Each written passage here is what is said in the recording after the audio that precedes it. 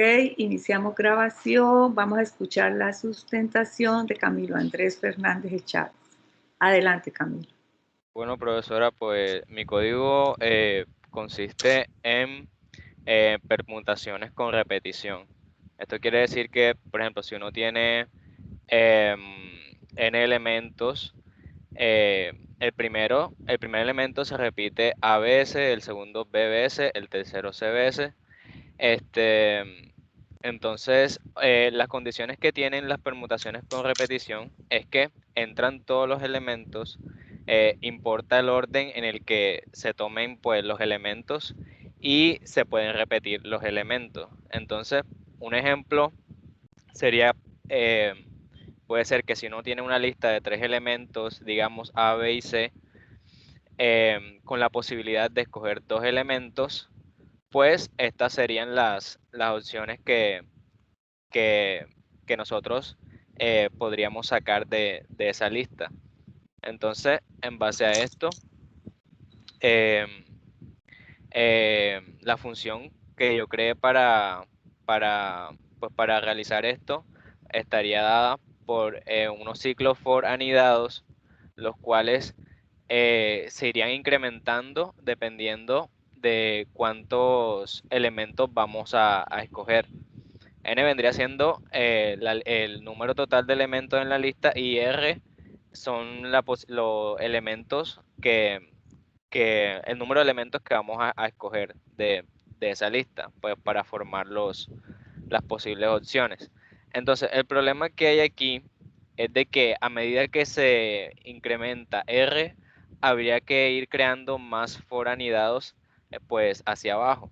Entonces se hace necesario hacer uso de la recursividad, como en el caso de acá, en el que yo hice que la función se llamara a sí misma para no verme en la necesidad de ir creando otros for anidados hacia abajo por cada incremento de R.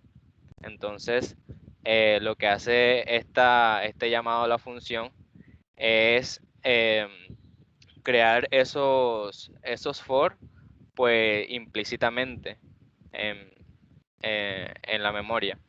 Entonces así se sería más recursivo el código. Ok, Camilo, sí, es evidente que es más recursivo. Y hay algo ahí, pues, si tú le haces, o sea, lo que hizo Cristian, el for anidado que depende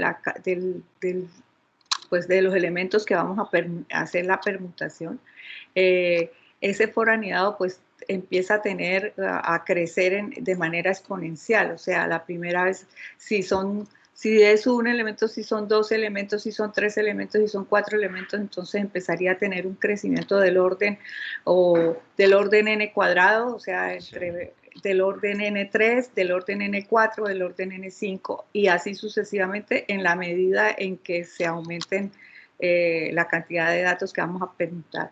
Pero cuando haces un llamado a la función hacia adentro, o sea, cuando la vuelves recursiva, tal vez ya el exponente se aplaca un poco y si llevamos el modelo matemático a ver cómo sería el crecimiento de la función, con toda seguridad, o sea, teniendo en cuenta la cantidad de n datos, aquí hay 2 variables que están jugando, que son la cantidad o sea, los datos que tú entras para poder hacer una presentación y qué tantos R utilizas. Entonces ahí lógicamente el algoritmo se me puede explotar si yo sigo haciendo for y lógicamente acoto la curva de crecimiento en la medida en que entran datos haciendo la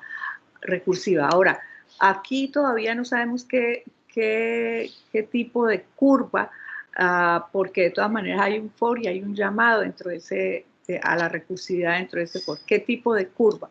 En ese caso, el modelo matemático de pronto sí es esto, de pronto puede llegar a ser lineal, porque es un solo for, o sea, no sería logarítmico, sino de pronto puede ser lineal, ahí habría que hacer el análisis. Pero de un modelo exponencial que crece a uno lineal, pues hay bastante diferencia. Entonces está muy bien y ok, tienes tu punto 15. Muchas gracias. Voy a Ok. cerrar la grabación.